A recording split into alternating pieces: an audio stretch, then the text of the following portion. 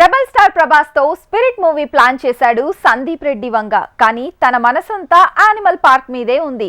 ఇక man of masses NTR తో movie plan చేసిన దర్శకుడు ప్రశాంత్ నీల్. కానీ తను ఈ ప్రాజెక్ట్ కంటే కూడా సలార్ 2 మీదే ఎక్కువ ఫోకస్ పెంచాడెందుకు?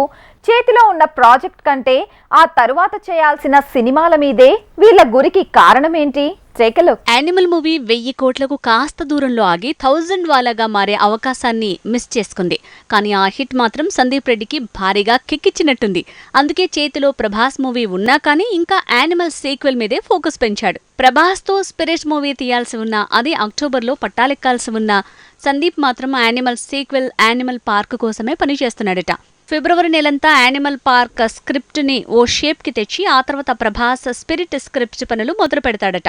ఇక సందీప్ లానే ప్రశాంత్ నీల్ కూడా చేతిలో ఉన్న మూవీ గురించి కాకుండా హిట్ అయిన సినిమా సీక్వెల్ మీద ఎక్కువ శ్రద్ధ పెంచినట్టున్నాడు.